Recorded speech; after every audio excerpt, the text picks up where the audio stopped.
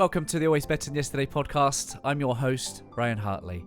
This podcast exists to equip and inspire your heart-centered leadership. Every week, we bring interviews with some of the greatest heart sets and mindsets on the planet.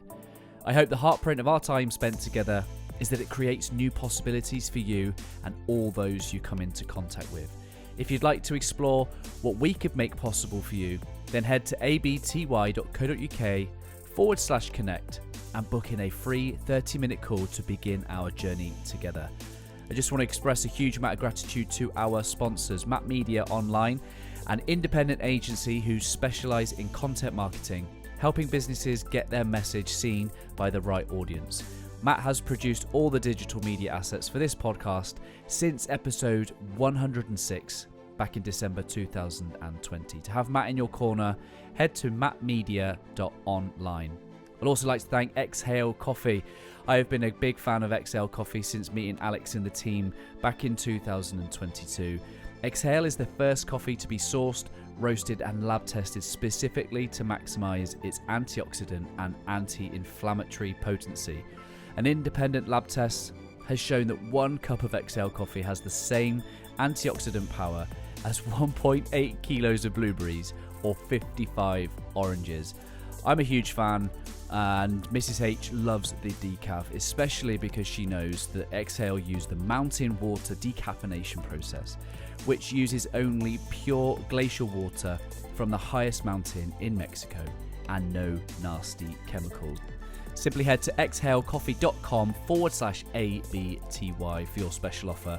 And lastly, before I introduce this week's guest, please do subscribe to the channel if you haven't already. It would really help us leave a greater heartprint on this world. On episode 245, I welcome Dr. Deborah MacNamara to the podcast. Dr. Deborah is a counsellor and scientist, a storyteller and teacher, a guide and mother. She is the author of best-selling book Rest, Play, Grow, Making Sense of Preschoolers or Anyone Who Acts Like One, and also the new book Nourished, Connection, Food and Caring for Our Kids. That's available for you to buy now, and that is the focus of our conversation today. I hope you hear developmental science translated into practical love. That's the heart of Dr. Deborah MacNamara. She is the author of Nourished. It's an incredible conversation, one that I hope empowers you to become the expert on your children. Here we go. It's episode 245 with Dr. Deborah MacNamara. Dr. Deborah MacNamara, welcome to Always Better Than Yesterday podcast. How are you? Very good. Thanks for having me. I'm really looking forward to having this conversation. I think you and I have posed Dr. Gordon Neufeld a fair few questions, each of us. Fortunately for me and my listeners, he answered my questions. But I think fortunately for us and our listeners, he didn't answer one of your pertinent questions. That's right. That's the whole purpose of the Nourished book. Yeah, exactly. Can you imagine if he just answered the question, he just gave you the answer, and then we wouldn't be sat here having this conversation? But what did that kind of tell us about that story? Tell us about how he was cheeky. Yeah. Well, I mean, I had a question about my daughter who was a picky eater, and I had the luxury of being doing a postdoctoral internship with him. So was asking about lots of families, but I put my family first. And I was struggling with her, and I thought, oh, I've never talked to him about food stuff before. Never heard him talk about food stuff before. Yeah. Why is this? And so I asked him what to do, and he basically said, I said, she only eats, cheese and bread. I'm worried about this. There's no green here. Yeah. And he said, if you throw in wine, you'll have the perfect meal. And I thought, that is a horrible answer. And you're playing with me and you're being cheeky. And I was mad about it, but I knew that there was a reason there that he had done that. And after I thought about it, I thought, he's trying to get me to see something that I had missed that was more fundamental than the question of picky eating. I was asking a question that actually the answer wouldn't lead me to what I needed to know. And so that's what led on this to this whole journey of figuring out this book and realizing that this whole question wasn't being asked. Instead, we're asking questions like what to do about picky eating, what to do about table behavior, and we're missing something more fundamental here. I was watching your book launch with a colleague of yours and Dr. Gordon as well, and just the way that he talked about this piece of work, this body of work. There was very, very high praise. And I guess for you, like, how long did it take you to pull this body of work? I love the fact that your mum first, researcher second. Like, the heart behind your research is to get the answers that you want. And I think this is so my community manager, Abby. So for as long as I've known Abby, the heart of that lady has been connection and feeding people. Yeah. She's Love it. often talked about, if I build a table, people will come. And so when I placed this book in her hands, she's like, oh, something awoke in her that she intuitively has known for a very long time. And I'd Mhm. just love for you just to take us to the premise of Nourished. When did you settle on this idea of nourishment being the foundation of connection? I think it's just, I think when you wake up as a parent and you realize that one of your primary concerns is essentially keeping them alive physically and Yeah. also making sure they're connected to you. Yeah. And then it dawned on me through a whole series of events that these things actually went together. They weren't separate from each other. They represent our fundamental needs. Maslow got it wrong in his hierarchy. He put food above love, which was incorrect. It's Mm, love and then food served in the context of our caring relationships. But in my private practice, when I saw relational issues, there were food issues. Food issues led to relational issues. In my home, being a parent, every time we talked about human connection, when I was working with Gordon and speaking to parents, we were always using food metaphors. mm, You see these incredible providers, like you describe of Abby, who just intuitively put it together. They don't have their reasons why, they might mhm, not have their words, but to them, it's foundational, it's primary, it's sacred. So it's all of these things that just came together over a period, I would say, of 10 years as I did research and interviewed parents and just tried to put the mm, pieces together and to challenge every single myth or wildly held belief mm, and about food, the table, eating together, nutrition, outcome sort of focused at the table, eat everything on your plate. So just mm. challenging all of that and trying to make sense of it. So it took a while. Hey, friends, before we dive back into the interview, I just wanted to take a quick moment and ask for your help. Did you know that only 7% of you, 7% are currently subscribed to the YouTube channel? If you are enjoying the content so far and haven't hit the subscribe button yet, now is the perfect time to do it. By subscribing, you'll stay up to date with all our latest videos and you'll become part of our fantastic community. Plus, it's entirely free and it takes just a second. Just click that red subscribe button below this video. Not only will you never miss out on our future content, but you'll also be showing your support for this channel and helping us grow. It's your way of saying, hey, I love what you're doing and I want to see more. Don't forget to ring that notification bell so you'll be the first to know when we upload a new video. So if you're one of the 93% who hasn't subscribed yet, join the 7% who already have. And let's make this community even more awesome together. Thank you for being here. Let's get back to that interview. Yeah, I've been fortunate to spend some time with some wonderful Canadians. It seems like you've got some great parenting experts in Canada. So I spoke with obviously Dr. Gordon, now yourself, and Dr. Vanessa Lapointe, and they all kind of center around this period where science becomes very behaviorist, Hmm. and actually, what a lot of your work and Gordon's and Vanessa's is all about getting back to connection and attachment being something that sets the context for parenting. And you just said the word sacred. Do you think that the family home and the relationship and meal times have lost their status in society as being sacred? I think we've lost a sacred belief and understanding that the child parent connection must be preserved and protected Mm, above all else. And that as a society, if we view our children as gifts, that we would preserve mm, adult child bonds, whether it's a teacher, mm, parent, grandparent, that we would make this the focus of our attention. And so the family meal can be part of that expression. It mm, doesn't have to happen around a table. You can feed your child in many different places, but feeding itself was meant to be an act of caretaking that was infused with care, not just here's your food because it's fuel. It was meant to be an act of caretaking. But that's a developmental relational approach. Mm. That's not the current approach when it comes to Mhm. feeding. We have far more conversations. We have deconstructed so many areas of parenting today, whether that's discipline, Mm. sleep, learning. We have moved into all of these areas, emotional development, and said, okay, yeah, attachment is primary here. But one of the areas that remains untouched, as if it exists somewhere out different, Mm. is our feeding. It's all like it's primarily behavioral in approach. I saw a meme the other day that was funny but not funny. It is basically to all like kids that were born in the 80s, 90s. It basically said, "I'm still eating my tea for Africa." And it was this chastisement that parents would use to say, "Don't leave that food. There are starving kids in Africa." Yeah. So there are a generation of kids that have been shamed into leaving food. And I saw this meme and I thought, oh, that's funny. It's funny because I relate to it, but it's also not funny because like it just is symptomatic of something deeper that we've lived through. Exactly. It's all about coercion. It's about how Mm. much you eat. Don't you know? There's guilt, there's shame, there's pressure, there's alarm, but none of that works well with relationships nor healthy development. Mm. We unfold, we discover, we play, we make sense of the world on our own in the context of caring relationships. That's true for Mm. food. You don't have to teach a child how to eat. They come with a Mm. bias to be hungry and to explore and discover. And yet we have this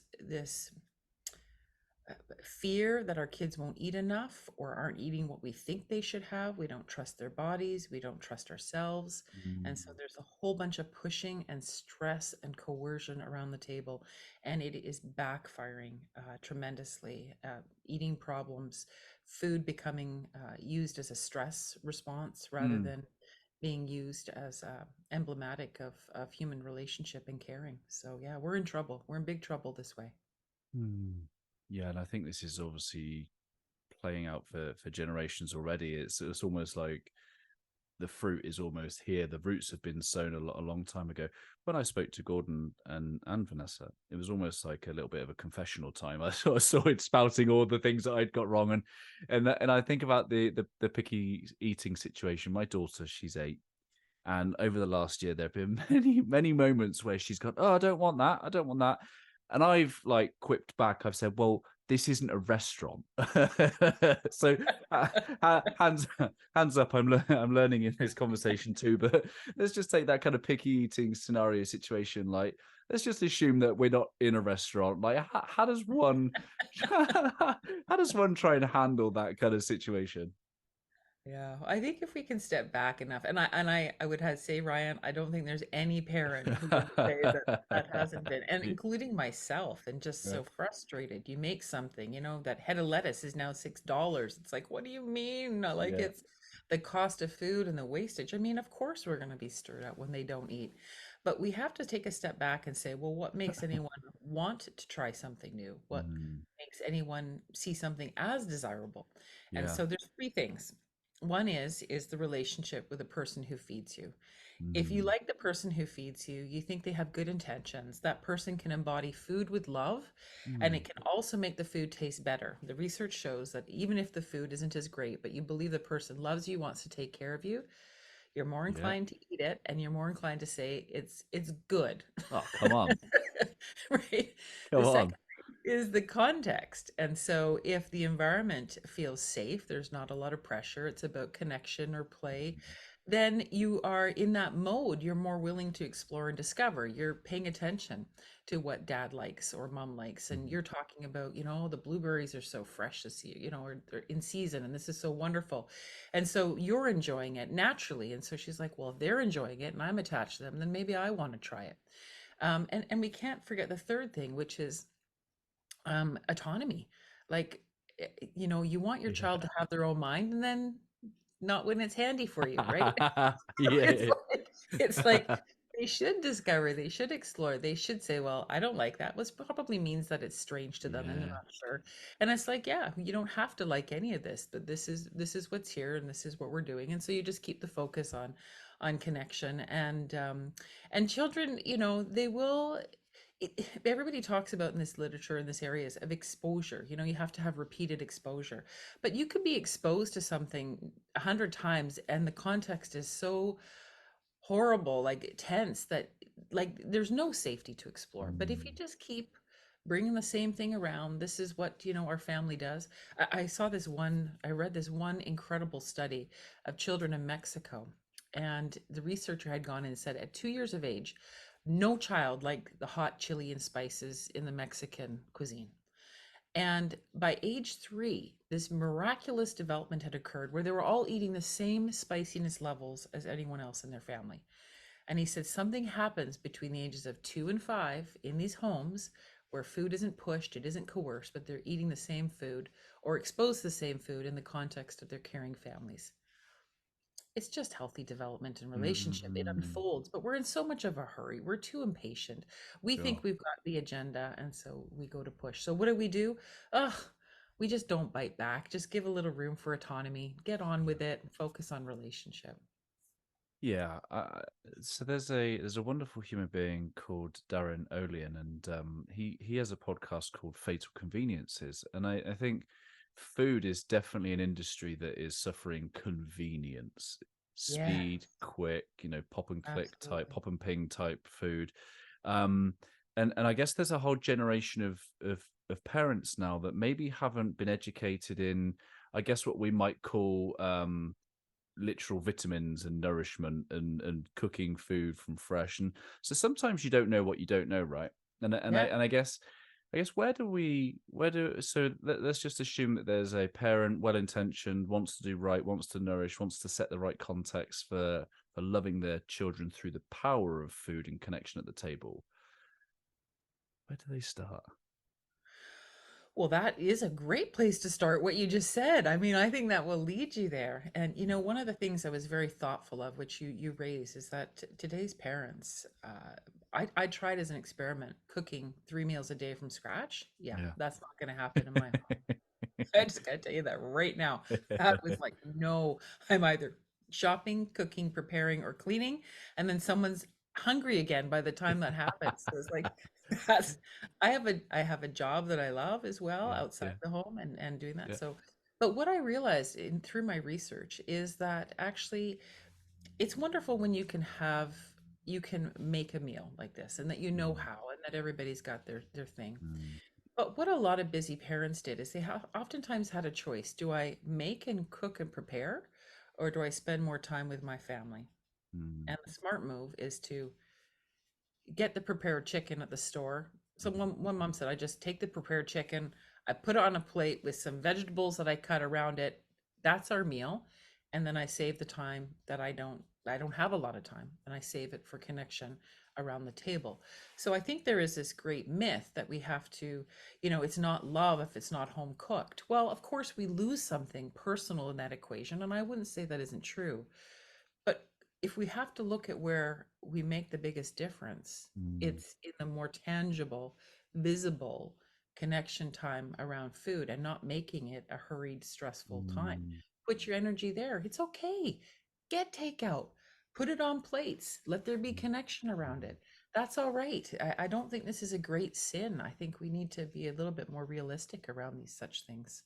Yeah, I think what I'm hearing is it's with the intention, it's the heart set of love that I'm putting into my preparation of Got it. the food, whatever it is, and it's with Exactly. that spirit. I think one of the things that we need to make sure that we challenge ourselves as parents is that we don't then just project some form of condition onto the children. So it's like, I've Yeah. put so much time and effort. Do you not know? Is learning how to be unconditional in our love rather than going, do you know I put so much time and effort into you, you didn't try this? Oh, yeah. Well, it's the same at night. I've spent 2 hours with you now. Why can't you go to sleep? I spent so much time helping you with your homework. Why Yeah, can't you get it? I mean, do we get frustrated? Oh, yeah, yes. Are we going to get frustrated in this area? Yes, we will. Why? Because yeah, our children must have their own agendas. They must be invited to be an autonomous eater. And we have to have a relationship with that, yeah. for sure. What I want people to really resonate with is that you and I are laughing. There's satire, there's irony in this parenting game, right? Because I think many people start to go down the learning and education and feel burdened by oh my God, I know all these things. I can't, to be perfect, I need to do. And for me, there's so much grace available when I realize, man, this is a challenge, but I'm trying my best. Like, and I think I'd love for people to kind of really resonate with that. We're laughing because there's just so much irony and humor in the, I guess, the challenges that parenting brings. Oh, absolutely. And so much mercy and forgiveness and Mm, grace for it. And it's not mm, about perfection. I think sure. oftentimes, especially with the amount of information we have available around parenting, there's some sort of a belief that there's one right way to do this. I mean, Yeah. there's ways to that are less helpful, let's be honest. Mm, But there's no one way to grow up. It's about, what does it come down to? It comes down to that invitation for mm, relationship that we try to make unwavering, unconditional. It doesn't mean we don't have to deal with behavior, but we make it as unconditional as we can, and to support their autonomous becoming, which is coming alongside their emotions, making room for some of the feelings that will mm, come. We have to help shepherd them into maturity, but there's no one right way to do this, and it comes down to invitation. Is the invitation for connection inside of you for your child, and to stay in that place and to come back to that place, especially when we get exhausted and frustrated and upset and alarmed. Come back to invitation. mm. It's home. That's what home is. Yeah, if I think about Team Hartley, we've definitely unwittingly had some ritual around the Mm, mealtime. It's always been a sacred kind of, we've always unless it's a Saturday night when we might eat in front of the telly with a takeaway or something. 95% of meals they're at the dinner table. We've all got our little kind of roles in terms of laying the table, getting the water out. Um, and one of the things that I've really reveled in as a father kind of provider over the last couple of years is just like slow cooking. Like I'm at a certain age now, Deborah, where like I'm starting to understand how like good things sometimes take a little bit of time, bit of investment, whether it be like a mean chili or just some slow cook. Honestly, like I'm really loving it, and I'm loving that I can just pull this thing out of the oven and knowing that it's taken 4 to 5 hours to slow cook, and I can serve it to my family. And there's just something about. I genuinely thought my food tastes great. What you're now saying is that it might taste better because I've made it with love, right? It might not actually. Going to be awesome, actually, now. Yeah. And I just, I just wonder how much, that ritual is the greenhouse for those connections. Well, what you're talking about, yeah, it's so beautiful. You made me hungry actually for your Sorry. like what took 4 hours? I think I'd like to try that. Yeah. What you're talking about is what I found when I asked all my research participants, can food have love in it? And they Mm, said, yes, it can. And they said it had to have three things, which is exactly what you just said, which is attention, time and attention, mm, because you can put your time and attention into many things, but what your time and attention, it's driven by your emotion. Where you put your time and attention, your emotions are saying this is important. And so mm. if you're feeding your family or you're helping a child with their homework or learning to ride a bike or whatever it is, what it says is that that time and attention, that person has value to you. And so value and significance, we're talking about connection, we're talking about love, we're talking about attachment. Anything that you spend time and attention on is something you're attached to. So that's what you're conveying with that time. The other thing is your intention. You wanted it to be, you took time. When my husband does a barbecue brisket for 4 hours, I'm like, he really wants this to be nice. The time and, the intention is there. Yeah. And he's really disappointed if it doesn't turn out. And we're like, this is great. Like, don't worry about it. We Yeah. loved it. This took you 4 hours. We're going to eat it no matter what. Yeah. But the intention says, inside of me, there's a yearning to take care of you. Inside of me, there's a yearning to make it so wonderful and beautiful. And who couldn't feel special and worthy and loved as a result of that? And the third thing people said was caring. Is there caring as part of this? And of Yeah. course, if you're taking time to build that into your daily ritual, that says this is a place of care. And so of course it becomes a place of rest, it becomes a place of refuge. So Mm, it's not the ritual per se as much as the ritual helps us preserve our time mm, and our attention, get our intentions across and our caring across. So who mm, wouldn't want to eat your 4 hour chili? mm. I'm coming around for some brisket. Yeah. It sounds a treat. Um, one of the things, my wife and I have educated ourselves on is the benefits of like real food. I think Jamie Oliver just said like the Mhm, food is the ingredient. Like a carrot or an onion is the ingredient. If you look at the back and there's hundreds, mhm. that's when the alarm bells. So my wife and I have tried to give our children like whole food ingredients, and therefore sometimes the interpretation is that we don't allow them to have the things that their friends might have in their lunchboxes. So it's almost like our love is in some way feeling like withholding and punishing, and especially when they go to grandparents and it's like, well, nanny takes me to McDonald's because it's a treat. And I Yeah. guess what is the mindset behind treats when it's associated with food? Well, food can be abused, of course. Food can become a soothing response. But what I want to just take a step back into something you said, which is so important, is that you and your wife have decided something for your children. Well, you're in the lead. This is your job. You see yourself to take care of. That's what attachment is. Someone has to lead and the children follow. That's ideally the way we want it to occur until they're old enough to, take the lead and be responsible. So your agenda is this is how our family eats. This is who we are. This is our culture and our practices. But it is true that we go out into the world and there are different practices. There are different influences. This is the problem with media directly and the internet directly influencing our children around their Directly food marketing to our children. directly marketing, and it displaces the caretakers. We might think it's just a food issue, but I would like to call your attention to actually a greater sin, which is it displaces the caretakers who are meant to be responsible for the Mhm. care and provision for their child. When there is competition among who is to lead, that is the most challenging for a child, and it pulls them out of orbit around the adults who are responsible. Mm. So, in this sense, we can say, well, yeah, that's just what happens in that context. And it's a one off. And, yes, that's just what nanny does. And this is what we do. And, what grandparent wouldn't do that? And yes, it's like any differences in any home. Well, they get so much screen time and I don't. And, they get to use the car this much and I don't. And you'd say, well, that's their home. And I'm sorry you have me as a parent. And onwards we go because you know that you're Sucks to you're be the you, provider. kiddo.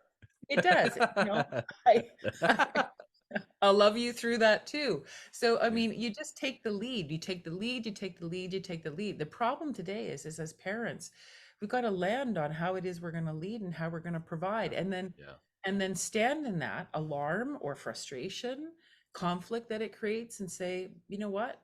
I'm my kid's best bet. I've got to lead. My kid they've got no chance if they don't know who they're anchored to. And so Yeah. that's the bigger issue. So I think we can't get detracted by, oh yeah, all this stuff exists out there. It's not about sugar. It's about who's leading the agenda when it comes to this and helping our children become healthy eaters among many things. Mm. It's monkey see, monkey do, right? It's the demonstrating, the role modeling, and we're showing them the way rather than saying one thing to another. One of the Yeah. most powerful things I took from Hold On to Your Kids was this idea that if we don't teach our kids who they are, culture will, that they'll be Yeah. learning their identity through the likes of YouTube and TikTok. So one of the things I try and speak into my children is just this is who we are. This is just who we are. Team Hartley, we try and look after our bodies. We have a faith. We believe that God gave us a body, and it's our responsibility to look after it, to nurture it, to nourish it, and we do that together. And yeah, Hmm. trying to help them see the upside to what for them seems like short term sacrifices. And Yeah, and how natural to get that disagreement. They won't always agree with us, that's for sure. But Mm, I mean, who wouldn't settle into that, into the structure, the boundaries, the clear leadership, but most of all, the confidence that comes from within you, that wasn't given to you. That's just who you are. And I mean, everybody's looking for a leader these days, someone to sink into, to feel comfortable, who has the answers. And one of the best things we can do as parents is convey that to our kids, and they want to believe us, which is really good. mm. They want to believe this is true. One of the most powerful one-liners in your book, it says that when food is delivered in the context to love, it provides nourishment. How does nourishment differ from just provision, food, Hmm. satiation. Yeah. Well, this reveals the word nourishment actually is a developmental word. It means Mm, to raise, to take care of, to provide. Food is just one part of it. But you can see today the word nourishment, everybody thinks it's food. Well, no, it's not actually. Food is just one of the things we do to take care of mm, something. You can nourish a plant, nourish a dog, nourish whatever. Any living being, you can take care of it. And so, nourishment is a much broader context. It's not just a physical body. Food isn't just nutrition. When you're, Team Hartley isn't just about we're going to get the food into you so you grow. It's about your place, your values, your people. We'll take care of mm, you. We're taking care of mm, your heart. We're informing your mind. We're all of these pieces come together. It's not mm, like nature said, well, we're going to feed the body over here, and then we're going to deal with the mind over here, and then the mm, heart over here. Nature entwines it all together because when you have the food that goes into your child's mouth and you are the provider, they're receptive to everything. They're receptive to their stories that you tell, they're receptive to the mm, values that they hear, they're mm, receptive to your invitation to take care of more than just their body, but how was your day? Like mm, we're just enacting relationship and food is part of this, but whole nourishment means all of these things come together. But when you look at things today, food is over here. It's separated from child development or well-being or anything else. It's about nutrition. It's about the medical field, which has something to contribute, but it's not all about that. mm, So it's detached. It's detached from the whole. And so what I'm mm, hoping to do with nourishment is to bring it back together and say these were never meant to be disconnected. mhm, It's not mhm. disconnected. They all come together. And these are some ways to look at how we can put them back together again. I interviewed a wonderful couple called John David Mann and Anna Gabriel Mann, and they are the co-authors of a wonderful book called The Go-Giver Marriage. And one of the things they said about relationships is that if the TV's on, the TV becomes the conversation. And I Mm, think, and that how true is that? If we're all sat around watching the TV during meal times, the TV becomes the conversation rather than how was your day? What are you dealing with? What are you going through? What was your highlight? What was your hardship? You lose so many pinch points of yeah. learning and being able to be part of your children's day. Yeah, exactly.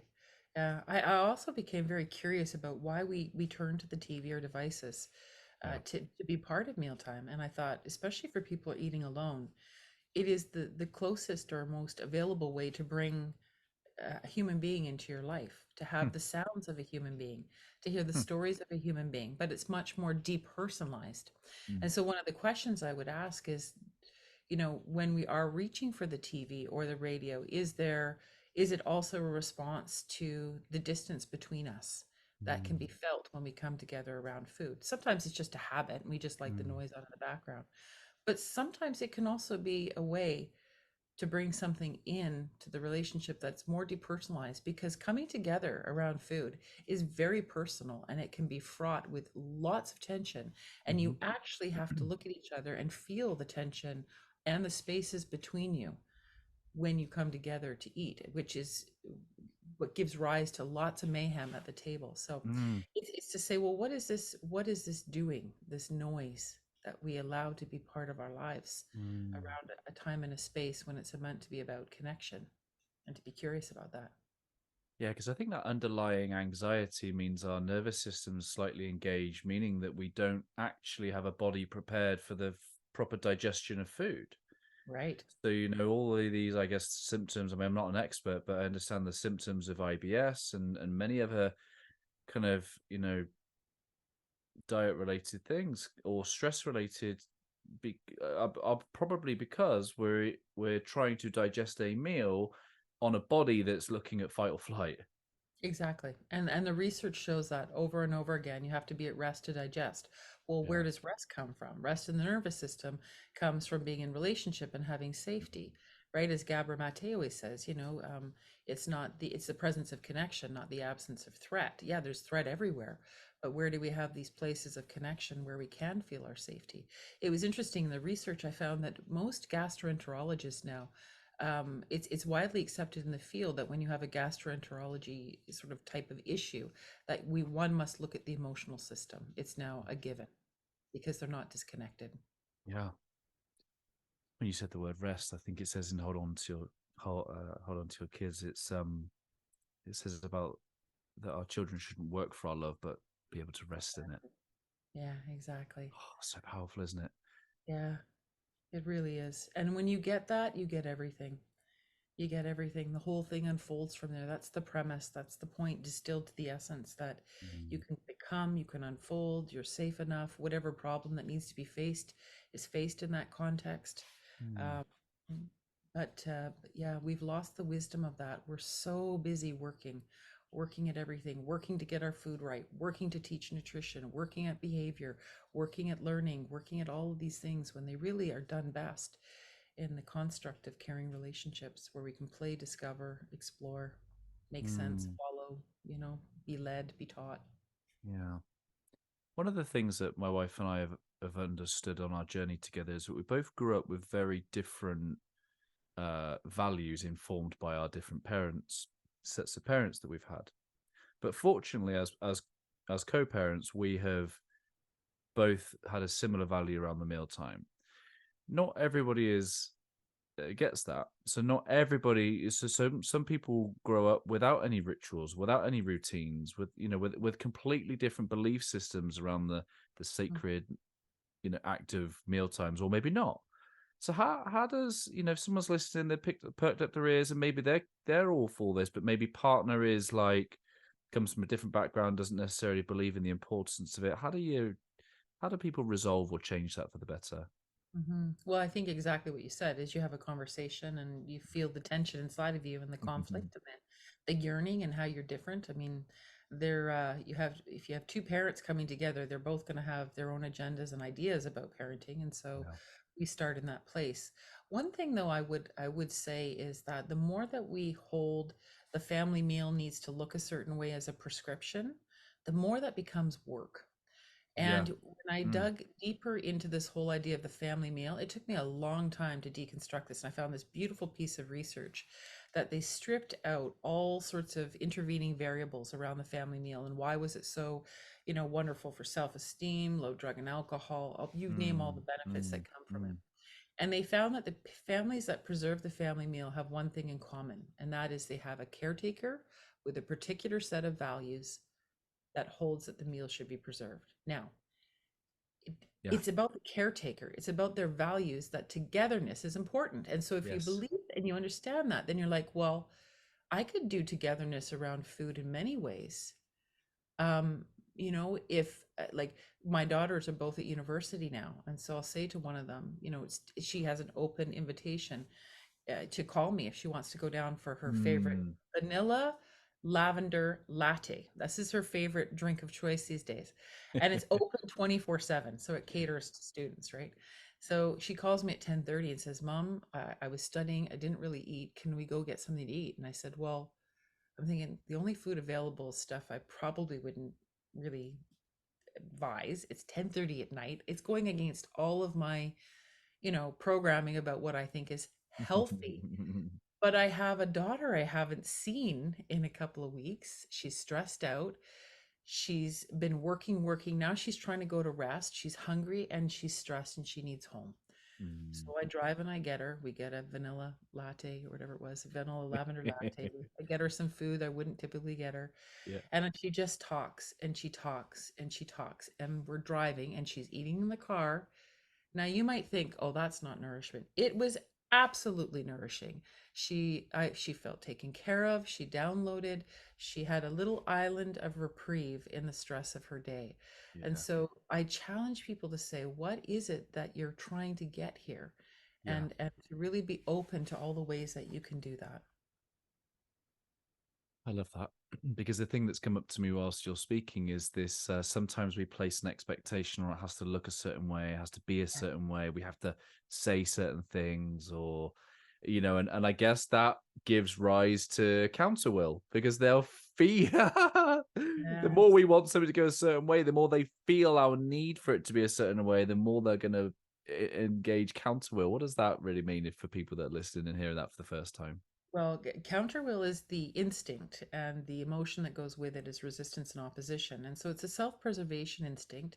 It's an instinct that also gives rise to us as a separate, autonomous, independent self. And so when you feel pressed upon, when someone else's agenda is bigger than your wants, wishes, and desires, it can increase this incredible pushback and say, I will also have my say. I will not eat. I remember the more I had to eat broccoli, the less I wanted to eat broccoli. It's like, Yeah. I will decide what goes into my body. Yeah. And it's not just between our children and ourselves. This is this is your question exactly. Mm, If parents come together and they both have a different agenda, mm, they can push each other's counter will mm, buttons, like, I want it this way, I want it this way. And so they get this battle of wills, that happens in homes with different competing agendas. And so again, we've got to find a way to say, well, what is the need here? How do mm, we try to provide for everybody's needs? mm, Sometimes we don't always get what we want, but we should certainly try to meet the needs here. Is there a need for togetherness? Is there a need for connection?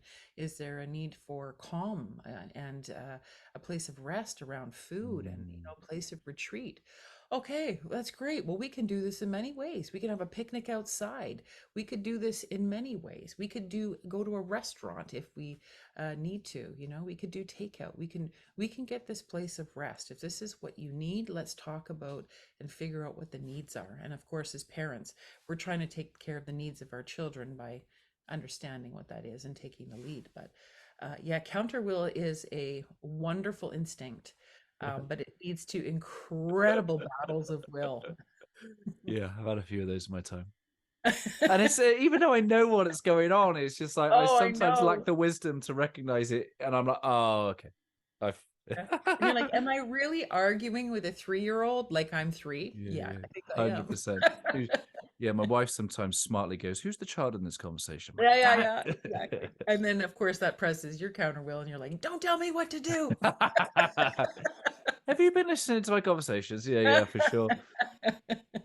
Well, on the front of your book, it says nourished, connection, food, and caring for our kids. And in brackets, it says, and everyone else we love. And I have a belief here that, we should be fueling our leadership with love. Love for the work that we do, love for the people that we get to do it with, love for the people that we serve. And, I think meal times, if I reflect on it, maybe lunch times, in my previous career, I used to work in the UK police service for 12 years. Mhm. um, it was a really great opportunity for me to get to know the people beyond the role that they did. Yeah. I'm not sure all of my peers understood that. I Mhm. guess in a in a performance culture where you needed to be seen to be doing, what Mhm. you would look at in my team would be like, well, these guys are taking some time off. They look like Mhm. they're having fun. But I Mhm. think I understood something deeper at play, which was that you get a better connection with other people when you sit and you share time, space, meals. And I guess, I know that this book's primarily around parenting and children, but what do you think the applications of your work are in the workplace? Oh, I think everything that you just said, cultures that preserved this time together and coming together. You go and do all these, team building exercises. Think about how much money is spent on team building exercises, when what would happen if you had a lunch together, or you had time together to sit from across from each other, and there wasn't any pressure about that, and you could see another side or feel the invitation for connection. My husband works in the restaurant business, and he said, Hmm. after he was reading part of the book, he said, I've got to get the chef out of the kitchen, Yes. which he said never dawned on me. But that chef, the one who's Mm. caring, who's provided, like, and if you understand, if you know chefs, like, it's incredible, they have incredible Mm-hmm. provider instincts, and Mm-hmm. what goes through their head to provide and run a restaurant. And you get them out there talking, and where'd you get this and this and this, and how's this Mm-hmm. prepared? You feel the care often in their stories. In Mm-hmm. workplaces, I think it's the same thing. Potluck lunches, I had people talk about, someone bringing in soup, and they had soup Fridays, and someone would bring in a soup that they had made, and they would gather around the soup Mm-hmm. before they would go off into the weekend. I had people who had worked in France and had 2-hour lunches and said, wow, that was a huge cultural experience. And so there is something about pausing and coming together. The Mm-hmm. wonderful poet Leon Abrick said, the immortal gods come to the table twice a day. The immortal gods come to the table twice a day. It's not food they're looking for. They don't need food. They're immortal. They're looking for human connection. And so work must cycle with rest. Rest and work must cycle together. And that's what these places provide. And workplaces, there must be rest in workplaces. 100%. Yeah, I really resonate with my brother's a head chef, so Ah, he was saying the other day how some family members um were in having a celebration meal, and he, as in his words, he said they wheeled out the chef as if like, so there's a little bit where they parade the chef to say, oh, you know, they want to kind of thank you for the meal, and he's like, oh, it's embarrassing. I'm going to play him this episode and go, no, you need to walk, get out, lead by walking around, go and connect with the people in the room, and go and know who you're serving. yeah, it's true. I was actually at one of my husband's restaurants on the weekend, and this beautiful Spanish chef, his name's Jorge. And I was sitting at the bar, and Jorge was making the meal for us. And he says, none of the chefs want to leave the kitchen. None of them want to talk to the customers. He said, so I was pushed out there because he was kind of more junior at the time to talk to everybody. He says, now I love it. And so he's talking away and telling us about where he gets this and this. I'm like, oh, Jorge, if you and everybody met you at this restaurant, they would feel so cared for. They would feel your wonderful intentions, for the love that you put and the care that you put into your food. And it's just so much more nourishing to have that Yeah. personal connection. It's personal. That's what makes the difference. Sometimes we're guarded, particularly in the police service. It was like you leave home at home and then you come to work. And fortunately, it kind of changed just before I left, 5 years ago. But it was very much people cut off parts of themselves to come and play a role. You know what I mean?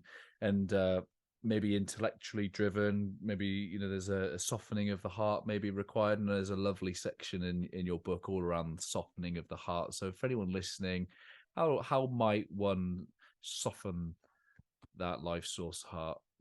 Yeah. Well, it all comes through feeling safe. And so safe, that invitation for relationship, that invitation that one's feelings, one's story isn't too big, too much, too difficult. And that I think also, I take from some of my Indigenous teachers that I've had the benefit of here in Vancouver, Canada, Mm, Vancouver, BC, Canada. And I had one elder once say to me, when someone is talking, in my head, I am not thinking of my reply.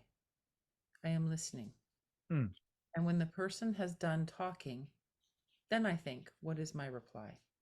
And I thought, to slow something down like that, it's mm, beautiful because what it's saying is I'm trying to be with that person where mm, they are at. I'm not trying to get ahead of them or myself. I'm trying to listen to their story, their experience, and to mm, walk alongside them. And I really think I know it's harder to do than to say, but I always oftentimes keep that in my mind when I'm talking to people. How do I just listen? And then, as the elder said, there will always be something to say. There is always something that is stirred up inside of me from someone's story. mm, But that's what it is. It's creating spaces for that where you can hear each other, you can listen at a deeper level, and where you can say to someone, we're actually not that different. And I struggle with that too. And just knowing that someone else is going through something similar to you makes you feel more human and that connection more vulnerable. mm. And so we just need the space to do that. We have it already in us. It's not something we have to learn. We just need that space to be able to do it. Yeah, and I think one of the great things that I get to share with people on this podcast is this idea that those with ears will hear, and Yeah. it's the this won't be new information to people who have believed it in their heart, Yeah. but they just maybe not seeing it with their eyes. So to have somebody else kind of validate this intuition that they've known for so long, hopefully becomes the source and the spark of an inspiration that goes, Yeah. okay, maybe I'm not mad. Maybe I'm not crazy. Maybe there is something to this. Because in a world that is kind of intellectually on a pedestal, some of this foundational attachment connection seemingly takes longer, it's slower, it requires effort, it's messy, it's vulnerability, it's open-hearted, Mm-hmm. but Yeah. it's the real work. Well, it's what keeps us well. It's what's the source of our longevity. It's the source of our Mm, well-being. As another elder told me, Tina from Skidegate told me that she said the longest journey is always from the head to the heart.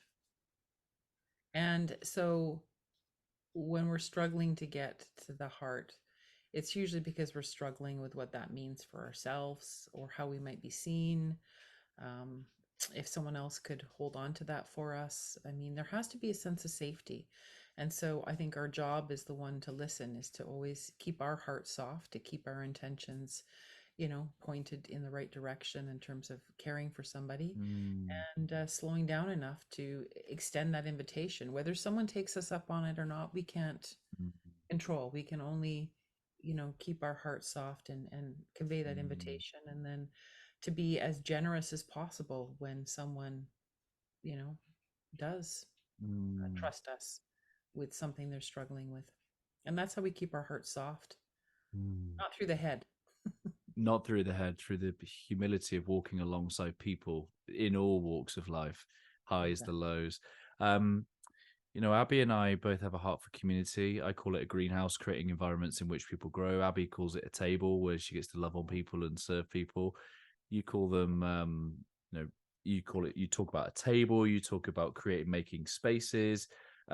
What would your advice or tips or encouragement to be to anyone that wants to create a community where nourishment and connection and love is the life source? Hmm. Well, you have to have someone who's going to take the lead on it, first of all. Yeah. Yeah. Your leadership ripples. Find your like-minded champions. Find those champions, harness their energy, and trust me, people are so hungry for you. They're so hungry for your leadership. Just start wherever you want to start. Like, it I remember I moved into this condo and I had neighbors, and the first thing I did was take them over some food. And I had, sometimes people say to me, well, people, when you bring them food, they're like, what, do you think I have no food here? They don't understand the generosity, right? My neighbor said, Offering, yeah. oh, thank you. Thank you so much. Wow, what's your name? And so we had this connection. And then from there, it was like, hey, do you want to come over? Do you want to come over? And then before you know it, you're building community. Why? Because Mm, you took the effort to go knock on someone's door and say, hello, I have some extra shortbread cookies here. I thought maybe your family might want some. I saw you've got three boys. They look like they like shortbread cookies. What do you think? Yeah.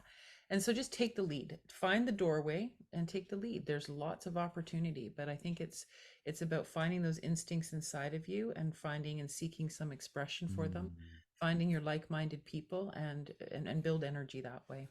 mm. Yeah, amen to that. I have a question from an audience member who says, "What impact do you feel that having separated or a divorced family plays on the way that children perceive the importance of coming together at the table over food?"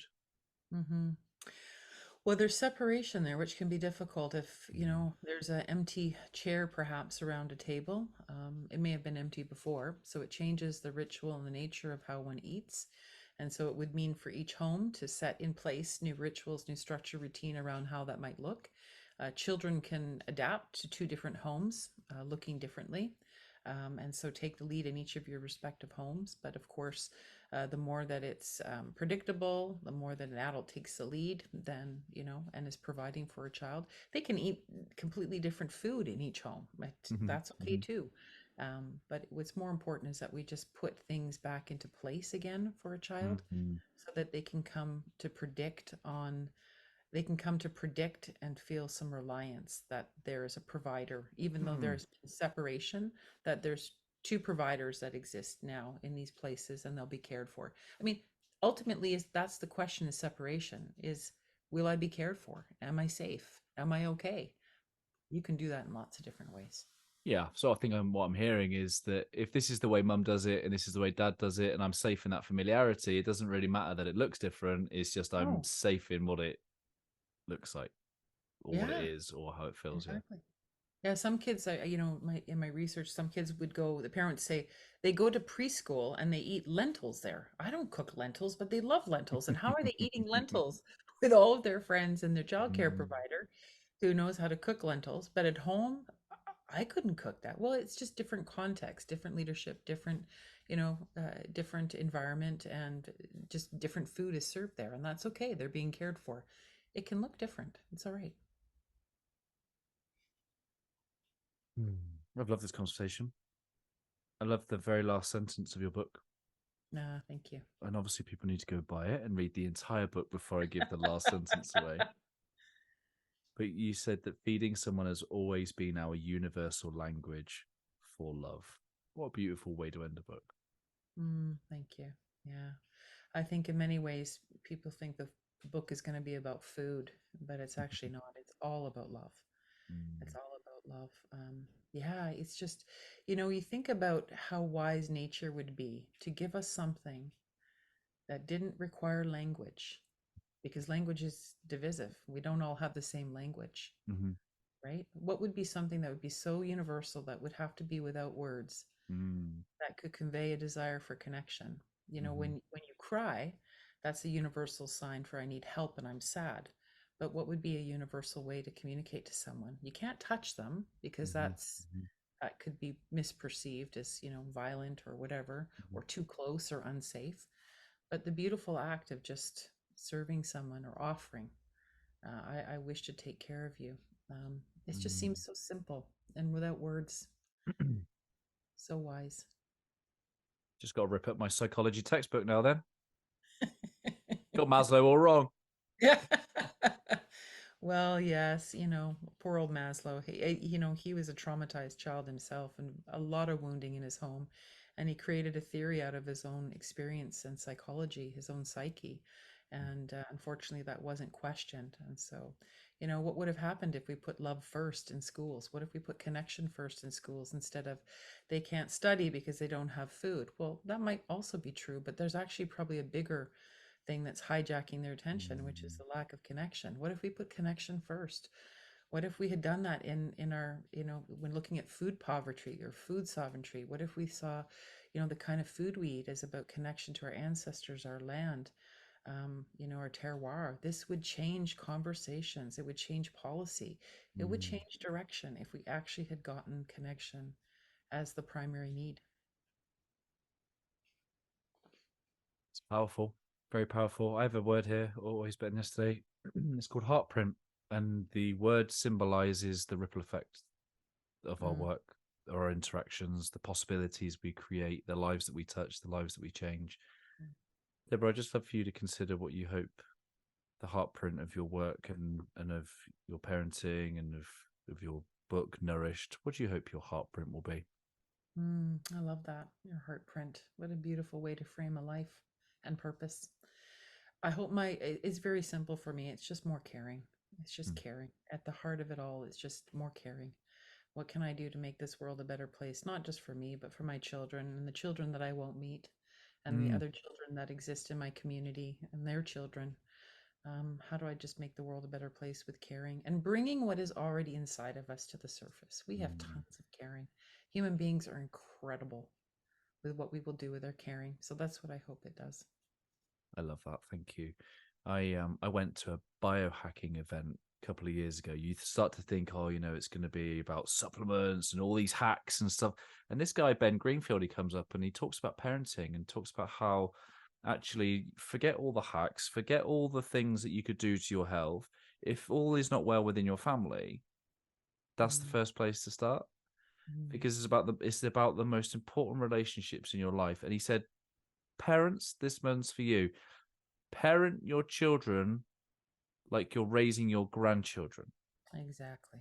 And I love that because it really brings into light that everything we're role modeling as a parent now is the image our children are going to have when it's like, well, what does a parent look like when I become one? So Hmm. that sentence that Ben gave, parent like you're raising your grandchildren, it's like, oh man, legacy. And I think Exactly. that's akin to everything we've talked about here is that we're encouraging people, parents, to go off and embody these insights and principles so that the next generation may take it further forward. Hmm. Yeah. And that our children will be healthy. They'll Mm, be gifts to them and they can continue on the beautiful gifts of love and all the different ways that we take care of them. That would be a beautiful legacy. Who wouldn't be proud of that as they leave this earth? Is there anything I've not asked you about the book that you'd love to share? Hmm, good question. Oh, there's so much in this book in terms of, we haven't really touched on the whole how emotions and food come together. And of course, this is a huge piece that if food isn't serving our togetherness, it serves our human distress. It becomes such a Mm, powerful and very, ready drug to soothe us from the inside out. It's supposed to soothe us. We have all these beautiful, oxytocin, vasopressin, mm, mm, release systems through the gastrointestinal tract that makes food quite desirable, because otherwise, why we wouldn't probably take foreign substances into our body. That's quite vulnerable. mm, But I think the message of just when it's serving togetherness, when food serves togetherness, and we're not worried about just what food to serve, and we're focused on connection, then I think mm, everything spells out from there. And that really was the message.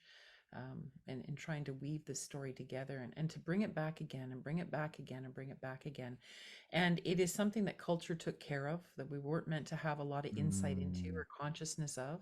But because things have become so separated, because we mm, consider feeding an act of caretaking, but sometimes it has no care in it whatsoever, that we actually have to become conscious of this and knit it back together. And so my hope is, and what I hear after people read the mm, book, the stories, is, wow, I never knew I had such power mhm, to take care of my loved ones, and a mm. whole new way to look at it.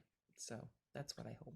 And that's why Dr. Gordon called it a book of restoration and redemption, restoring that what has been since divorce between the caregiving and the emotional, the caregiving and the feeding, Yeah, yeah. bringing that back together.